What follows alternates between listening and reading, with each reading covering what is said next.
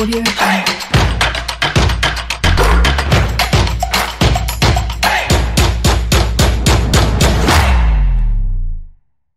L'amour seul connaît le secret de s'enrichir en donnant.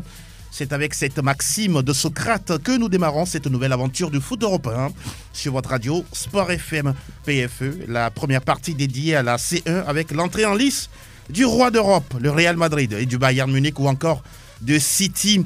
La deuxième débriefe les majeurs, puis la troisième vous accueille, vous, chers auditeurs, pour vos commentaires sur l'actualité. Pour nous accompagner, ce jour, Vicente Noussoulé.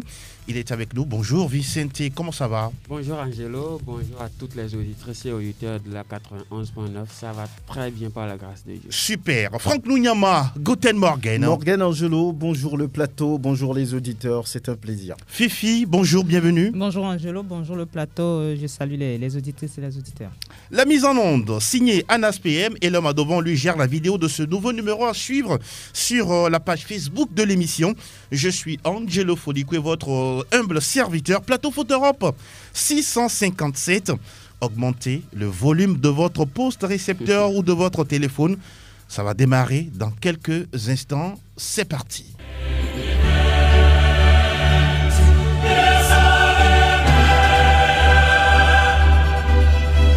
Pendant ce temps, sur la page Facebook de l'émission, il y a beaucoup de réactions déjà qui commencent à pleuvoir. Bonjour le plateau. Simon, depuis Vaughan, qui nous écoute, malgré la mauvaise connexion, il est toujours quand même scotché à nous suivre. Et puis il y a un autre qui s'appelle Noël Dadje qui vous salue tous et vous dit qu'il suit cette émission depuis 2015.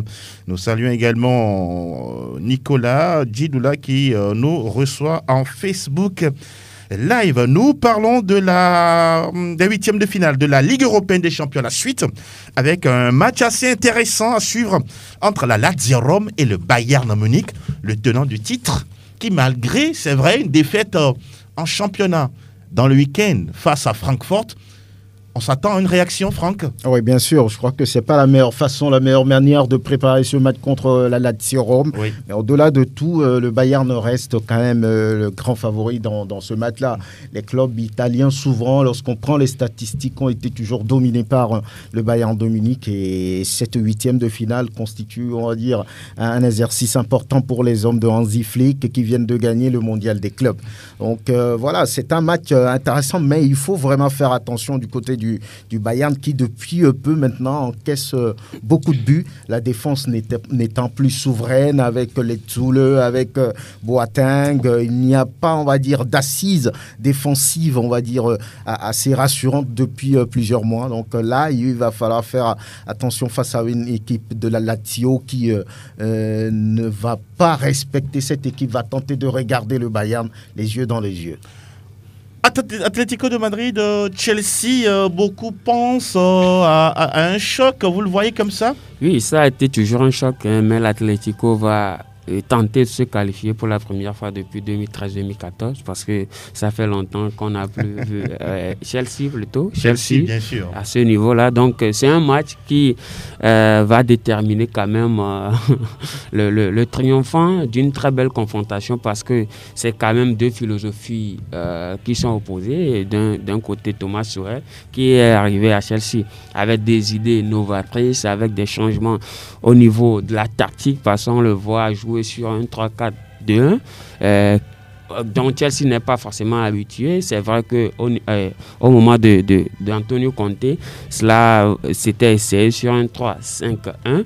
Mais cette fois-ci, c'est quand même un autre système tout simplement auquel Tuchel veut habituer ses joueurs. Et ce sera peut-être compliqué contre l'Atlético de Madrid qui, même si ces dernières journées n'ont pas été tout simplement faciles pour eux, elle a aussi perdu en championnat. Oui, ils sont quand même dans une dynamique où ils étaient le favori de la Liga. Donc c'est un match qui s'annonce très alléchant, c'est un match qui s'annonce pimpant. On va regarder ce match parce qu'il y aura quand même beaucoup de duels dans ce match, beaucoup de retrouvailles entre les joueurs. Ce sera quand même un Suarez qui va retrouver des anciens coéquipiers. Suarez, cette saison, c'est quand même 16 buts en Liga, très en forme. même si sur le dernier match contre les 20, il a été muet, on l'attend de pied ferme contre Chelsea. En tout cas, Luis Suarez, qui est le facteur X de cette formation de l'Atlético de Madrid, et chancelier Al Gore qui réagit par rapport à votre analyse, Franck Lunyama, en disant que la Lazio, certes, doit se méfier de ce Bayern qui a certes perdu en week-end, parce que c'est le Bayern et on ne voudrait pas aligner 2 contre-performances de suite. Ouais. Ah ouais, on comprend Ouais. que c'était bavarois. Fifi, on va enchaîner avec le match de mercredi avec l'Atalanta Bergame qui reçoit le Real Madrid de Zidane. Oui, c'est un match, parce que l'Atalanta était, je crois, en demi-finale la saison passée. En quart de finale, éliminé par le Paris Saint-Germain, justement. Et puis, mais pour moi, le Real, selon les statistiques, part avec la faveur des pronostics, parce que depuis... le Real a souvent éliminé les clubs italiens et puis c'est la première confrontation entre les deux. Mais attention, le Real sera probablement privé de Karim Benzema qui a été touché, je crois, aux adducteurs et qui n'a pas joué le week-end dernier. Et c'est un coup dur pour le Real. On note également l'absence de Sergio Ramos, de Marcelo, de Carvajal. Voilà, donc tout ce monde-là, c'est véritablement un coup dur pour cette équipe du Real qui doit se priver pratiquement de ses meilleurs joueurs et que le Real même ne va pas très très bien, même si ce week-end le Real a gagné en championnat, le Real ne va pas très très bien, donc l'Atalanta pourra en profiter, pourquoi pas, surtout à domicile, pour prendre quelques points en attendant le match retour. Vicente qui n'est pas forcément d'accord avec lui.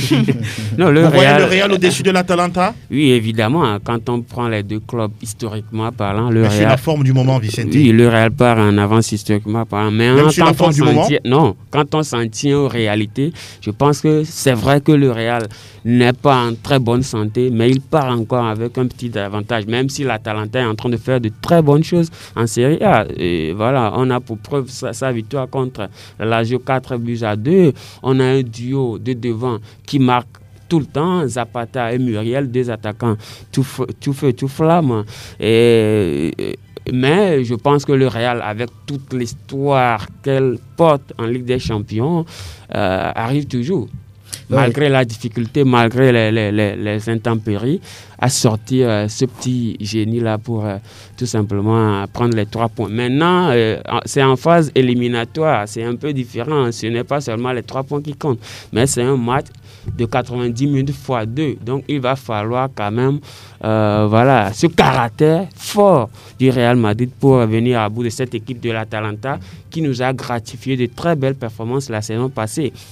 Fifi a parlé des absences, des blessures. Le Real aujourd'hui n'a seulement que 11 ou 13 professionnels en son sein. Ce qui veut dire tout simplement qu'il y a quand même du malaise, il y a quand même des difficultés dans ce bateau-là. Mais comme on connaît Zidane, c'est dans les difficultés qu'il triomphe et il attend de pied ferme cette équipe de l'Atalanta. Depuis plusieurs mois déjà, chaque sortie du Real est analysée, est commentée. Zidane est toujours sur la sellette, mais il réussit quand même à se sortir du piège qui est en face.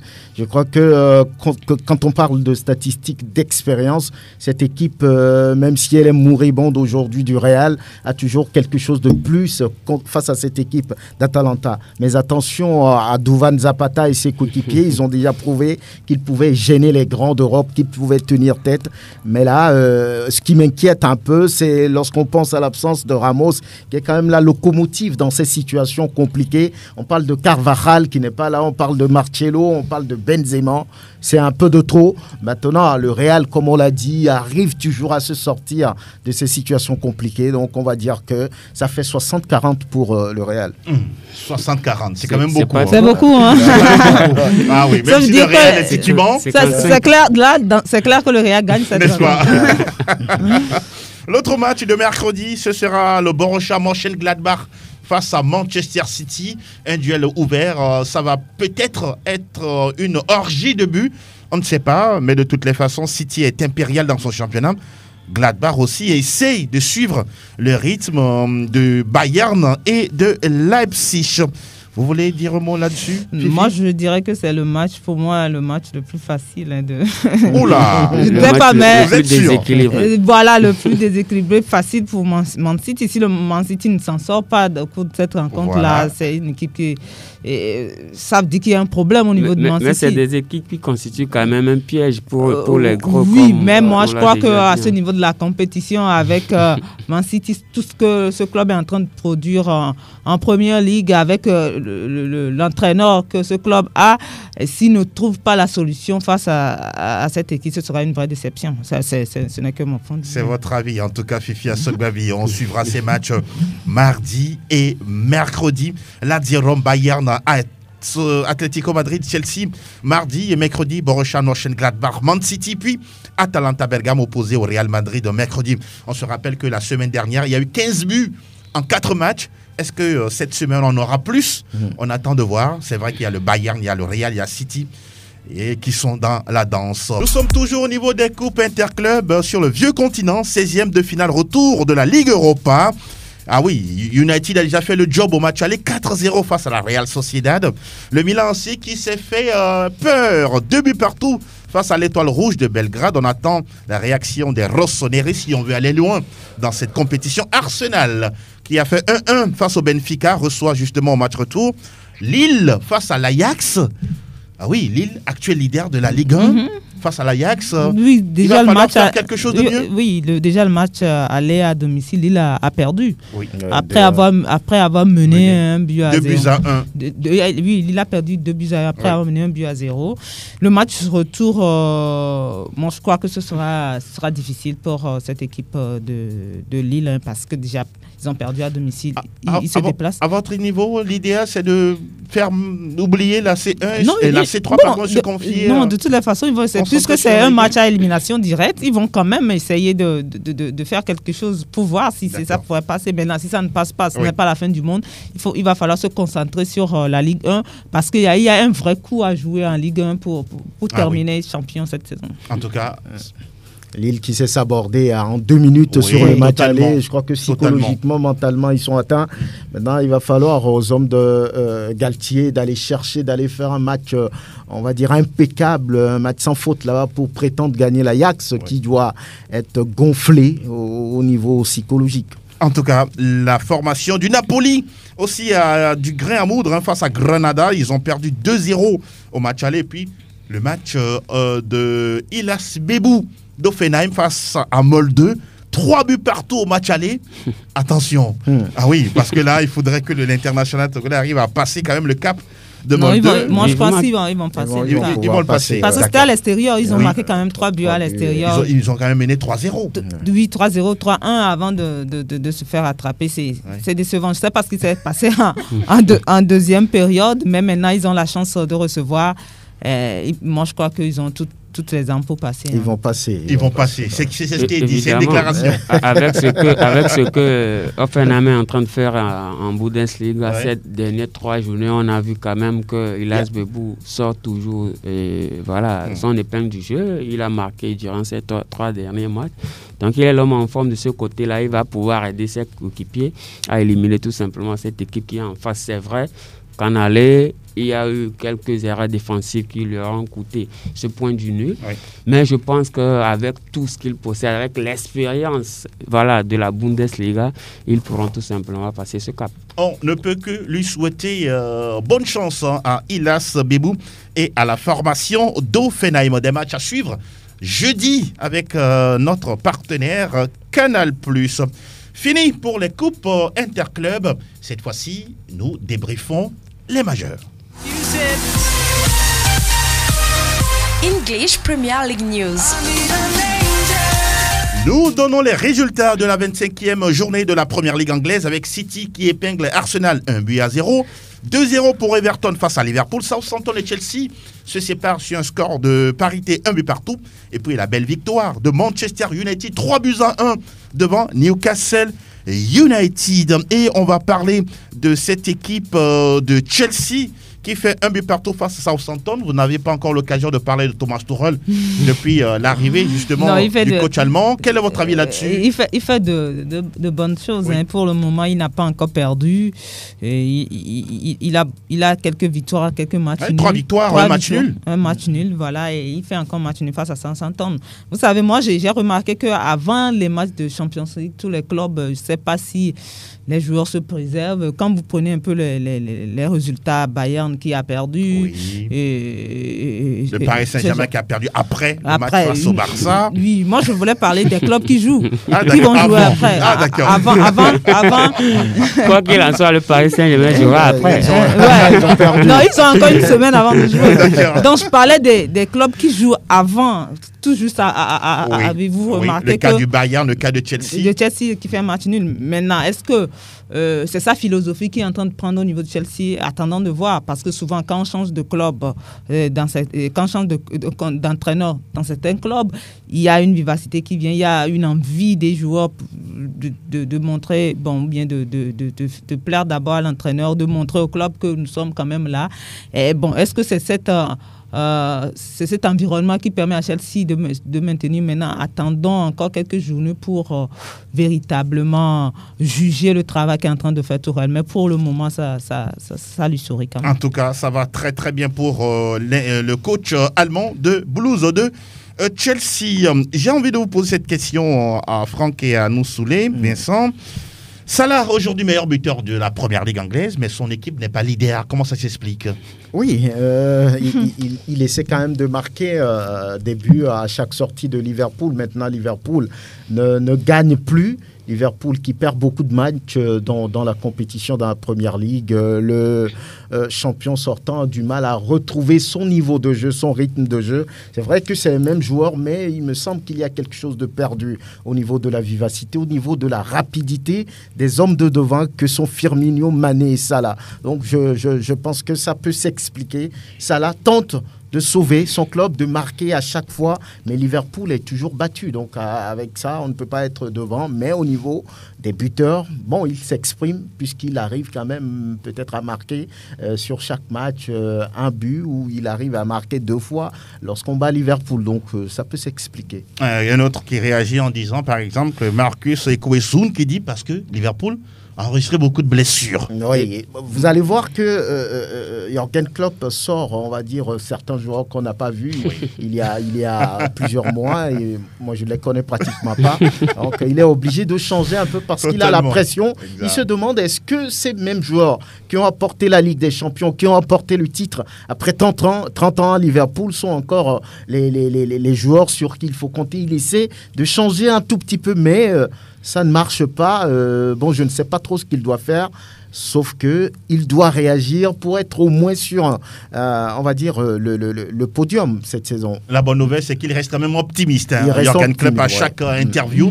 30 secondes. Évidemment, une des raisons a été évoquée par l'auditeur, et une autre, c'est que Liverpool a perdu sa charnière centrale depuis plusieurs matchs. Ah, bien sûr. Maintenant, comme Franck l'a dit, de Van Dijk, et Joe Gomez, Joel Matip. Maintenant, comme Franck l'a dit, on ne voit que des novices à ce niveau-là, en charnière centrale, bien sûr. Ozan Kabak, c'est un jeune de 21 ans qui a été prêté par Shaq Nolfi à Liverpool. C'est un jeune qui n'a pas encore l'expérience de la Première Ligue, mais qui est utilisé à ce poste-là. Anderson, c'est vrai qu'il est dur sur l'homme, qu'il est teigneux, milieu de terrain quand même de métier. Milieu de terrain de métier, qui est replacé dans l'axe. Et Fabinho aussi, qui joue un peu ce rôle-là, est blessé. Donc, si veut dire tout simplement que Liverpool aujourd'hui est dans le dur, même si Mané et Salah essaient quand même de tirer leur épingle du jeu, je pense qu'à ce niveau-là, il va falloir que cette charnière centrale-là revienne pour que Liverpool revoie de la lumière. Sinon, au cas contraire, je ne pense pas que Liverpool risque de redescendre plus bas que ce qu'on est en train de tout simplement voir. Actuellement, Liverpool n'est pas dans les 4 premiers de première ligue. Mais comme l'a dit Franck aussi, le trio là, Firmino, Mané, Salah, ce n'est plus la vraie vivacité qu'on a connue il y a encore quelques saisons. Ils ont perdu quelque chose. Ils ont perdu quelque chose. Oui, je ne retrouve même pas Mané. Justement, lui-même il a reconnu que les matchs sont très difficiles. Il n'y a que Salah qui essaie encore. Porte l'équipe. Mané qui a perdu sa spontanéité, sa rapidité. on le voit plus. Est-ce que le Covid est seulement passé par là? Il y a aussi les deux latéraux qui leur fournissent beaucoup de ballons, Oui, qui ont aussi perdu un peu depuis, de leur qualité. Les centres n'y sont plus, leur ils forme ne sont plus en réussite. En fait. Voilà, bon, donc, pour l'instant, beaucoup de choses les fuient. Évidemment. Voilà ce qu'on peut dire. Et au classement, au niveau de la Première Ligue, au sortir du 25e chapitre, on a City qui est leader à 59 points, 49 pour United, 10 points d'avance sur le duo United et Leicester. Et puis West Ham, Fifi qui secoue la tête, qui n'y croit peut-être plus. West Ham qui est 4e avec 45 points. Au niveau des meilleurs buteurs, on a Salah, 17 réalisations, 15 pour Bruno Fernandes, qui, lui, ça lui fait 15 buts, 10 passes décisives en championnat. Il est le 3e joueur en Europe à afficher plus de 10 buts et 10 passes décisives depuis le début de saison au sein des 5 majeurs. Il est le 4e à le faire du côté de United depuis Dwight York, Eric Cantona et un certain Wayne Rooney. Fini pour la Première Ligue, cette fois-ci, direction le pays de Cervantes. Salta el Madrid, salta el Barça, arranca el Clásico. Está el tiempo de la Liga. Sí, suena la que recibe de Casemiro, haga la primera, gol. Nous parlons de la Liga espagnole, le 24e acte, avec la défaite, encore une fois, du Retafe de Jendakona, 1-0 face au Betis Séville. Le Real qui s'impose petitement à Valladolid. La défaite de l'Atlético 2-0 à domicile, qui plus est, face à Levante. Et puis le nul coupable de Barça face à Cadix, 1 but partout. Aujourd'hui, quand on voit le classement, on a l'Atlético 55 points, 52 pour le Real, 47 pour le Barça, 45 pour le FC Séville. Dames et messieurs, pour vous, où va se jouer ce championnat? Entre qui? Un match à 2 ou à 3? Ça commence à être compliqué. Moi, je croyais que l'Atlético allait prendre vraiment le large et là, il est en train de... Le Real est derrière à 3 points seulement. Oui, maintenant à 3 points seulement, ce qui relance complètement ce championnat. Et moi, je crois que ce sera un match à 3, même si le Barça... Le Barça est à 8 points de l'Atlético Madrid. Ouais, c'est compliqué, surtout avec la forme actuelle du Barça. C'est véritablement compliqué. Mais ça va se jouer entre les deux clubs de Madrid, selon moi. Vicente? Selon moi, ça va se jouer sur 2 matchs. D'accord. Le Real aura l'Atlético à jouer et le Barça a joué un retour. Donc, le championnat va se jouer à ce niveau-là. Pour vous, le derby? Oui, Madrilène va compter. Le derby madrilène et le Classico vont compter. Bon, par rapport à ce que Fifi dit, qu'elle croyait que l'Atlético prendrait le large. Je l'ai déjà dit ici que l'Atlético nous avait déjà habitués à ce genre de prestations, le bon, le moins bon. À un moment donné, c'est l'inconstance qui caractérise cette équipe-là, qui lui fait du mal à un niveau donné. Même si aujourd'hui on a Suarez qui a réalisé quand même 16 buts au niveau. C'est énorme. C'est énorme. On peut se contenter ou encore être satisfait de l'arrivée de ce buteur, mais dans le fond, il reste encore pour l'Atlético. L'Atlético essaie quand même des fois de gagner les gros, comme le Barça, comme le Séville, le Valence, mais se fait taper par derrière, par les tout petits. Donc, comme ça, vous ne pouvez pas, triompher en Liga si c'est le cas. Donc, il va falloir encore travailler beaucoup. C'est vrai qu'ils ont un match en retard. Bon, probablement, quand on ajoute les 3 points, ça fait 6 points d'écart avec le Real. Mais ce n'est pas encore sûr que ces 3 points-là, ils l'auront. Donc, le Real est derrière, qui joue un peu le gendarme, et le Barça, qui serait peut-être imprévisible. Parce que, oui, c'est vrai que le Barça ne fait pas office actuellement de grand favori, mais attention, pas derrière si Lionel Messi se réveille. Et avec les autres. Pour l'instant, il dort toujours. Il est debout. Il dort toujours. Non, il n'est pas. Il est en manque d'inspiration. Je crois que ça va se jouer entre le Real et l'Atlético. Un match à 2. Oui, aujourd'hui, qui est en train de perdre du terrain. Je ne peux pas comprendre comment quelqu'un qui a envie de gagner la Liga peut se laisser battre par Levante. Je crois que sur 2 matchs, Levante a pris 4 points. 4 points. Ce n'est pas possible. Lorsqu'on a envie d'aller chercher le titre, il y avait une telle avance pour cette équipe qu'on se disait, oui, cette fois-ci, ce sera bien, mais les hommes de Diego Simeone sont en train de redescendre un peu sur terre.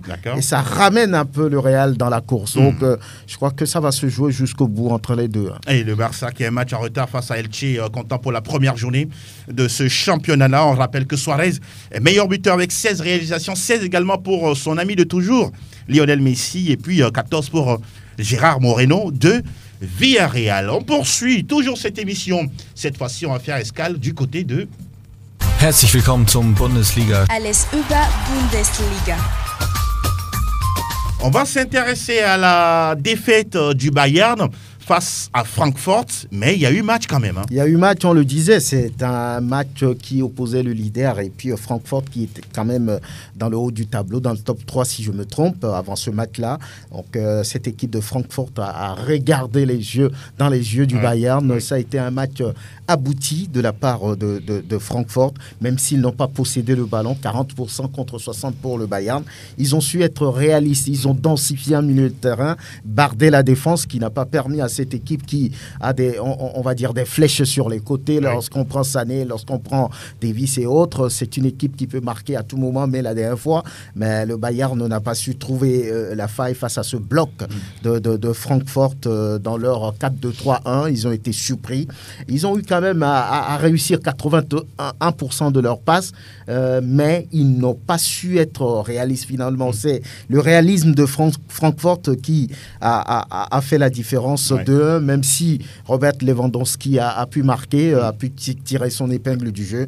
Voilà, donc le Bayern a essayé, mais s'est retrouvé face à un bloc qui a été très très solide à l'arrivée. On a vu Hansi Flick très nerveux, il a même pris un carton jaune juste après une contestation, ce qui ne lui arrive pas vraiment. Alors quand on voit aujourd'hui le classement, je parle sous votre contrôle Franck, il y a 2 points seulement qui séparent le Bayern de Leipzig. Bien sûr. Vous voyez, ce championnat a relancé, Fifi. Ah ben, qu'est-ce qui fait rire, Fifi? Non, moi c'est pas la peine de poser cette question. Non, c'est une belle question, mais c'est à cause de la forme du Bayern. C'est vrai que le Bayern peut chuter par moment, mais je ne vois pas ce Bayern-là tomber, se faire rattraper, voire dépasser. Mais au finish, peut se faire dépasser, mais au finish, je crois que le Bayern va encore gagner le championnat. 30 secondes, mon cher ami. Non, je ne pense pas. Le championnat, c'est vrai, ça se joue, mais ne va pas se relancer parce que le Bayern a perdu contre Francfort. Il ne faut pas oublier que Francfort, sur ces 5 derniers matchs, n'a pas perdu. Oui. Et aussi en train de lutter pour arriver au podium en Bundesliga. Pour une place européenne. Mais voilà, cette défaite contre Francfort, je pense que c'est juste un petit accident que le Bayern a connu. Le Bayern va revenir très fort et je pense qu'il va encore creuser l'écart. Et maintenant, c'est pas quand même le RB Leipzig ou encore le Dortmund. Ce Dortmund-là, comme on voit, c'est vrai qu'avec Erling Haaland, ça va mieux. Mais je ne pense pas que le Bayern trouve un concurrent de cette taille-là pour louper ce championnat. Le Bayern il va creuser les 45 journées. D'accord. Voilà qui est dit. On va parler de... le Bayern qui en a l'habitude. Le club a été souvent mis sous pression par Leipzig, par Dortmund, mais a su toujours gagner la compétition. Donc, voilà. On va parler de Leipzig. De Leipzig, qui a été, on va dire, très souverain à l'extérieur sur les installations de Hertha. Les 3-0 à l'arrivée. Donc, Leipzig suit un peu le rythme, met la pression sur le Bayern. L'autre club dont on peut parler, c'est le Borussia Dortmund, qui également a fait une bonne prestation. Là aussi, à l'extérieur, sur les installations du moribond Schalke, balayé 4-0. Et encore une fois, l'homme qu'on appelle Erling Haaland a essayé. Il a marqué un but, ce qui donne quand même, on va dire, un petit oxygène au Borussia Dortmund. Absolument. Les autres résultats, on parlera de ce 4-0 de Hoffenheim infligé à Werder. Et le Togolais a réussi quand même à marquer un but. C'est de bon augure pour la suite contre Molde, où ils vont vouloir se qualifier. Augsbourg et Leverkusen ont fait jeu égal à 1-1. Fribourg a été balayé à domicile, a été dominé, balayé c'est trop dire, par Union Berlin. 1-0. Mönchengladbach, cette équipe qui s'apprête à affronter Manchester City, a été battue à domicile par Mayence, 1-2. Cologne, surpris aussi à domicile par Stuttgart 1-0. Et puis Arminia Bielefeld qui a coulé complètement face à Wolfsburg 3-0. Voilà un peu les résultats qu'on peut donner. Et ça fait 24 buts au total pour le compte de cette 22e journée, en sachant qu'il reste 12 journées au total à disputer en Bundesliga. Une moyenne de 2 buts par match. Et lorsqu'on prend les buteurs, il n'y a rien pour le moment. C'est Lewandowski, 26 buts, avec André Silva de Francfort qui est à 18, Erling Haaland à 17 réalisations. Au niveau du classement, vous allez le voir, après 22e journée, le Bayern est toujours en tête, mais suivi de près désormais par Leipzig avec 47 points. Troisième, Wolfsburg, 42 points. Quatrième, Francfort, 42 points aussi. Le top 5 est bouclé par Leverkusen, 37 points. Et lorsqu'on descend un peu en milieu de tableau, Offenheim, 11e, 26 points. 14e position, Cologne, 21 points. 15e, Hertha Berlin, 18. 16e, Arminia Bielefeld, 18 aussi. Mayence, à 17 points, occupe le 17e rang. Et puis, ça ne change pas ici, malheureusement, pour Schalke 18e. 9 points après 22e journée. Donc, 9 points sur 66 possibles. Ah oui, ça fait très très mal parce que là, vous remuez le couteau dans la plaie. sur 66 points, si on ne peut prendre que 9, je ne sais pas si on peut dire si vous êtes médiocre ou nul ou bon, je ne sais pas quel qualificatif faut-il sortir. Donc, schön. Pour toutes ces informations et on poursuit l'aventure européenne.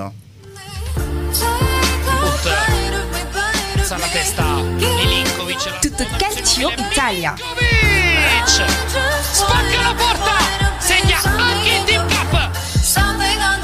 Oui, gros match entre l'Atalanta et le Napoli. À la fin, ce sont les Bergamasques qui se sont imposés avec la manière 4-2 face aux Napolitains. L'information, c'est la belle victoire, même écrasante si on peut l'appeler ici, de l'Inter Milan face au Milan AC dans le derby de la Madonnine, le 196e du nom, avec Lukaku et puis Lautaro Martinez pour un doublé, qui ont tout simplement fermé la bouche à Zlatan Ibrahimovic et compagnie. On remarque que le Milan a du mal à gagner face aux gros cette saison. Ils ont perdu 3-1 face à la Juve, 3-0 face à l'Atalanta. Et voici encore une nouvelle défaite. Peut-être que le Milan est en train de passer la main à l'Inter pour le Scudetto. Et au classement, on rappelle que l'Inter est leader avec 53 points, 49 pour le Milan AC, 44 pour l'AS Roma. L'Atalanta Bergame est 4e avec 43 unités. La Lazio, même nombre de points. La Juve est 6e avec 42 points. Mais rappelons que la Juve joue ce soir face à Crotone à partir de 19h45. Si jamais la Juve gagne, les Bianconeri vont être classés 3e de la Serie A italienne. En plus de matchs en retard. Et Lukaku qui prend la tête des capocannonieri, 17 réalisations, 16 pour Cristiano Ronaldo et puis 14 pour Luis Muriel. La mauvaise nouvelle, c'était pour Victor Osimhen, malheureusement. Oui, il a heurté Romero dans le match face à l'Atalanta et là, il a perdu connaissance juste après. Heureusement, arrivé à l'hôpital, il a retrouvé, même sur le chemin de l'hôpital, il a retrouvé ses esprits et il va passer des examens complémentaires dans les heures à venir. En tout cas, Osimhen, on lui souhaite prompt rétablissement et de revenir au mieux pour la formation napolitaine. C'est bon, pour la Serie A italienne, on va filer rapidement du côté de la France. Monaco, le champion, et quel spectacle pour une dernière victoire. 100% Ligue 1, Conforama. Lacazette réussit le sien, 28e but de la saison sous les couleurs de Lyon avant de quitter le club. Ah oui, Monaco est en forme. Monaco a fait tomber de haut le Paris Saint-Germain, battu 2-0 hier. Au Parc des Princes. Ah, merci de le préciser. 2-0 dans une rencontre bien maîtrisée par les Monégasques. Et il faut le dire, avec une très bonne assise défensive là. Et puis, ils ont été très opportunistes aussi sur les quelques occasions qu'ils ont eues. Oui. Soufiane Diop, Kepa et Maripane. Voilà, dès la 6e minute. Oui. Voilà. Donc, ça fait 2-0 pour Monaco. Et... Vous êtes surprise par cette défaite du Paris Saint-Germain ? Non, moi je ne suis pas surprise. Je m'attendais à mieux du Paris Saint-Germain, mais je ne suis pas surprise du moment où, quand vous prenez cette saison par rapport au gros, le Paris Saint-Germain a du mal à jouer face à Lyon, Lille a un match nul face à Lille. Et Monaco a pris 6 points au Paris Saint-Germain cette saison. Et c'est rare, ce n'est plus arrivé, ça fait très très longtemps. Depuis 2011-2012 2011-2012, voilà. Donc ça fait pratiquement 10 ans qu'aucun club Nancy justement, aucun club n'a réussi à prendre 6 points sur 6 face au Paris Saint-Germain en championnat. Et le Monaco l'a fait. Je crois que c'est intéressant pour les Monégasques. Fifi, le PSG était toujours dans les nuages après sa belle victoire face au Barça. Non, c'est surtout la victoire face au Barça qui a surpris. Moi, la victoire face au Barça m'a surpris parce que quand vous prenez le Paris Saint-Germain cette saison, ce n'est pas le Paris Saint-Germain de la saison dernière, même où il y a 2 saisons. Le Paris Saint-Germain cette saison, même en championnat, c'est véritablement compliqué. C'est des victoires difficiles, des défaites face. C'est déjà 6 défaites. C'est quand même assez exceptionnel. En Ligue 1. En combien de journées? En 26 journées. À cette allure, Paris Saint-Germain sera champion? Je ne sais pas, mais ce sera compliqué parce qu'aujourd'hui, Lille a quand même 4 points de plus que le Paris Saint-Germain. Et moins de défaites aussi. Et moins de défaites. C'est vrai qu'il reste encore 12 journées. Oui. Et il y a des matchs comme Paris Saint-Germain, Lille, Lyon, Paris Saint-Germain. Ce sont des matchs à gagner. Mais cette saison, le Paris Saint-Germain nous a habitués à perdre ce genre de matchs-là. C'est pourquoi c'est compliqué de déclarer que le Paris Saint-Germain sera champion. Un problème de mentalité pour ces joueurs? Oui, peut-être. Je crois que le Paris Saint-Germain, parfois, est trop sûr d'elle-même comme équipe. D'accord. Et puis, les joueurs, parfois, se montrent trop suffisants. Ils sont angélisés alors qu'ils doivent pouvoir jouer au football. Donc, je crois qu'il y a un certain complexe parfois qui déroute cette équipe. Véritablement, il faut que ce Paris change parce que là, les qualités individuelles sont là, il n'y a rien à dire. Mauricio Pochettino, c'est un bon entraîneur. Maintenant, il est arrivé en cours de saison. Est-ce qu'il a eu le temps d'asseoir déjà tout ce qu'il a envie de faire avec le Paris Saint-Germain? Il faut lui donner du temps. Oui, il y a tout un problème à régler au-delà de tout ce qu'on peut voir. Paris se montre, on va dire, peut-être rassurant, mais à l'intérieur de l'équipe, il y a des choses à corriger. On va aller rapidement, Fifi. D'autres résultats? D'autres résultats, on va parler de Marseille. Oui. Marseille, quand on parle du Paris Saint-Germain, on parle de Marseille. Marseille a gagné? Marseille a fait un match nul face à Nantes. D'accord. Un but partout, avec une gaffe quand même de Mandanda. Sur le but le cadre de l'équipe. Ouais, mais ça arrive. Ça arrive des fois. Ça arrive vraiment. Voilà. Et il y a Lille qui a dominé Lorient 4-1. Nîmes qui a battu Bordeaux 2-0. Lens qui domine Dijon 2-1. Strasbourg et Angers 0 but partout. Nice, Metz, victoire de Metz 2-1. Montpellier domine Rennes 2-1. Et puis à Saint-Étienne, Reims, 1 but partout avec un but du franco-togolais Charles Abi. Et puis Lyon qui s'est fait peur mais qui a quand même réussi à battre Brest 3-2. Il faut le faire. Et au classement? Au classement, Lille est premier avec 58 points, suivi de Lyon 55 points. Oui. Le Paris Saint-Germain est troisième avec 54 points. Monaco 4e, 52 points. Lens 5e, même s'il y a le promu 40 points qui peut rêver de l'Europe, pourquoi pas. Mais il y a un tel écart maintenant entre le premier et le 5e, mais l'écart entre le premier et le 4e n'est que de 6 points. Okay. Ça montre que le championnat est vraiment intéressant cette année. En bas de classement, à la 18e place, on retrouve Lorient à 23 points, 19e Nîmes 21 points, et puis Dijon, bon dernier. Je ne sais plus. Bon, de toutes les façons, il est bon dernier. Oui, les buteurs, Mbappé en tête avec 16 buts, Depay 14 buts, 2e, Ben Yedder 13 buts, 3e, Voland 12 buts, et puis Dia 12 buts, 5e. Boulaye Dia, c'est ça? Oui, de Reims. Ah oui, c'est un très bon joueur. Un joueur prometteur. Il avait commencé buteur. Du côté de la Ligue. Mais dès que Mbappé s'est réveillé.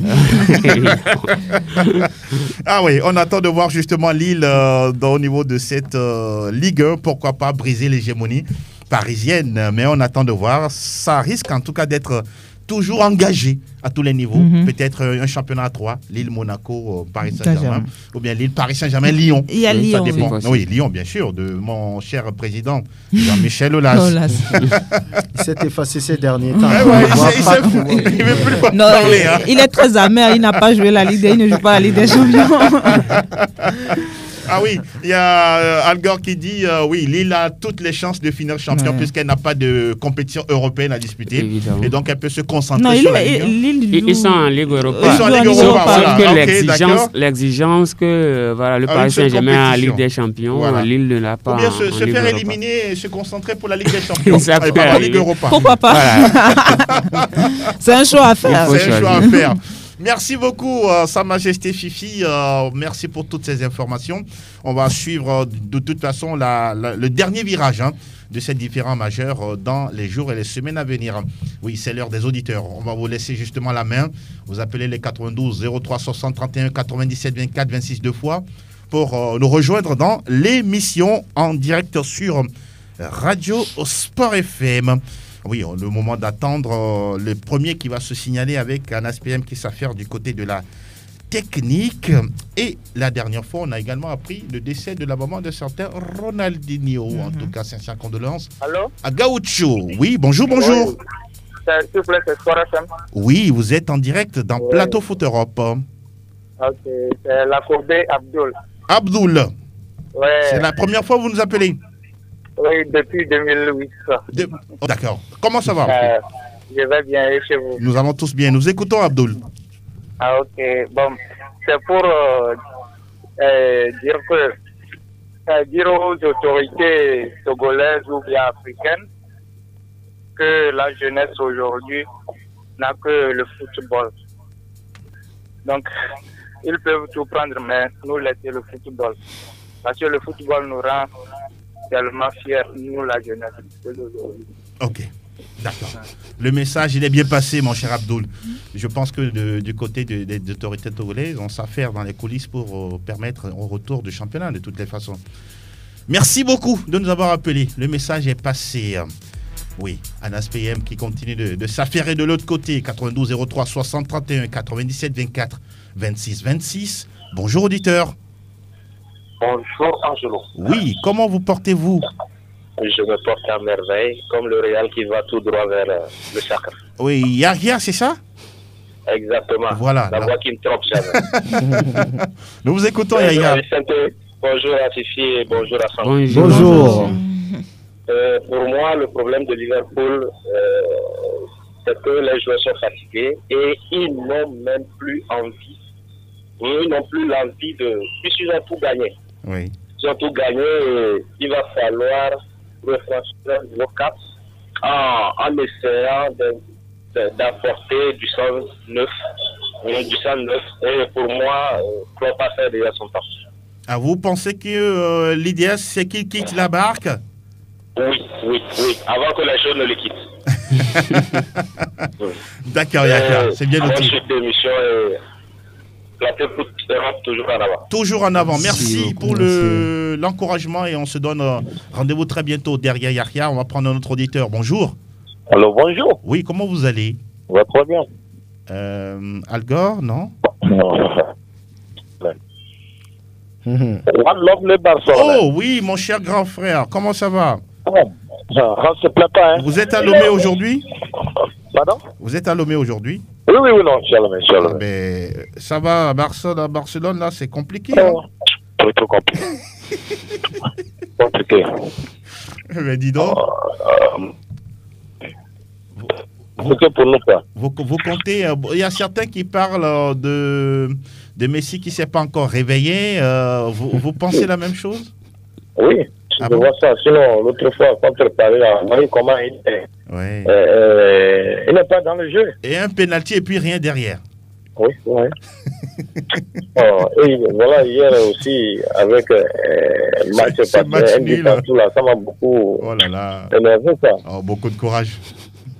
Mais on doit voir notre défense aussi, sinon, bon, tout ne va pas. Bon, mais on va voir si on peut faire remontade, hein, ou bien des tentades. Encore. D'accord. Pourquoi les gens disent que tu vois, Monaco a gagné Paris. Vous voyez, non, le football même, moi je ne comprends pas, quoi. Il est fabuleux, c'est ça. Ton cœur, il faut garder ton cœur. Si tu n'as pas le cœur là, non, mon frère. Allez, bonne semaine à vous. Merci beaucoup, One Love. À très bientôt. Beaucoup de courage au Barcelone catalan. Auditeur en ligne, bonjour. Alors, bonjour, Fola Violon. Vous allez bien? Mounirou. Oui, c'est lui-même. Oui, allez-y, Mounirou. Bonjour à tous là-bas. Le Real qui joue contre l'Atalanta. Nous, on va gagner Atalanta. Ah bon? On sommes sûrs. Ah oui, super. Même sans Benzema. On va faire doubler championnat et sans faire Ligue. Ah bon? Il est en train de s'amuser. Ah bon? Non, Apple ne peut rien faire. Ah là, c'est intéressant. Moi, je dis l'activité, nous, on va prendre championnat cette année. Liga et Ligue des Champions. Et Ligue des Champions. D'accord, c'est bien noté. On est content par lui. D'accord. Bonjour à vous tous là-bas. Merci. Courage à Fifi, ça va aller. Mais tu as gagné Barcelone sans Pierre. Merci beaucoup. À très bientôt, Mounirou. Derrière Mounirou, il y a sûrement quelqu'un qui prend la peine de prendre son téléphone et de nous rejoindre dans l'émission en composant les 92 03 60 31 97 24 26 deux fois. Auditeur en ligne, bonjour. Bonjour. Oui. C'est Coutinho. Coach Coutinho. Oh, Coutine, comment ça va, Coutine? Ah, ça va. En forme? Moi, je vais revenir au Togo. Pardon, notre émission, s'il vous plaît, on parle plus de foot européen. Je vais profiter de vous. Non, mais vous aurez d'autres plateformes sur lesquelles vous pouvez vous... Je vous en prie aussi, je pense qu'on doit rester dans la ligne droite de chaque émission. Vous aurez l'occasion de venir sur d'autres plateformes, émissions pour parler du football togolais. Pardon. On va prendre un autre, le dernier. Oui, Anas qui nous fait signe, il est là ou pas bon, il n'est pas là, il est là ou pas? On patiente 2 secondes, 30 secondes, 4 secondes. S'il n'est pas là, on fait le tour de table et nous bouclons l'émission. Alors Fifi, on va passer à vous pour le top et flop. C'est un exercice plus ou moins facile pour vous, pour le week-end. Joueur au club? Joueur au club, ouais. Top Monaco. Oui. D'accord. Qui a quand même... Vous êtes courageuse. Hein? Oui, je crois que le coach est en train de faire un très bon travail. D'accord, Niko Kovac. Et le flop pour vous? Et le flop, pourquoi pas Liverpool? Pourquoi pas Liverpool? Encore Liverpool. Et Yaya qui dit qu'il est temps à Jürgen Klopp de quitter la barque. On suivra tout ça de très très près. Vicente Noussoulé. Le top, oui. Pour moi, c'est Man City. C'est cette équipe-là qui est en train de retrouver le Man City des 2 dernières saisons. Oui. Et surtout avec ce travail que l'un des meilleurs entraîneurs, Pep Guardiola, est en train de faire à la tête de cette équipe. Je pense qu'il est en train de remettre l'équipe sur de bons rails, surtout avec le retour de Kevin De Bruyne, peut-être d'Aguero. C'est tout simplement énorme et je pense qu'en Premier League, c'est presque déjà fait pour City. D'accord. Et le flop, vous en avez? Non. Le flop, bon, c'est Liverpool, avec tout ce qui se passe au niveau de la Merseyside, c'est compliqué. Franck Lunyama. Oui, le top pour moi, c'est Monaco. Le flop, c'est Paris Saint-Germain qui fait un retour violent sur terre après l'Odyssée. Ouais. Justement, après la belle victoire face au Barça. En tout cas, on remercie tous ceux qui nous ont appelés aujourd'hui, Abdul One Love, le Barcelonais, Mounirou, Coutine, Amewuno, Kofi, et tous ceux qui ont réagi sur la plateforme Facebook, Chancelier Algor, Edem Akakpo, et puis tous les autres. Merci, Fifi, d'être passé. Merci à toi également, Vélo. Merci à tous ceux qui nous ont suivis. Vicente, mille merci. Merci à vous et j'aimerais saluer un ami, Marcelin Souronou, avec qui je suivais PFE. Okay. Aujourd'hui, il est en train de m'écouter. Je le salue et je n'oublie aussi surtout pas les amis de la plateforme PFE. Oui. Voilà, David. Il y a un ami aussi qui s'appelle David, je ne l'oublie pas. Franck Lunyama. Tous ceux qui reconnaissent ma voix. Bonjour à tous les auditeurs, aux inconditionnels de cette émission qui passent leur temps à nous suivre. On va dire excellente semaine à toutes et à tous. Un grand merci. C'était un plaisir. Et l'homme à Dovon, à vous tous, et sans oublier Anas PM, et puis tous ceux qui nous reçoivent à partir du lien de l'application web partout dans le monde. En tout cas, on se souhaite une belle semaine de travail.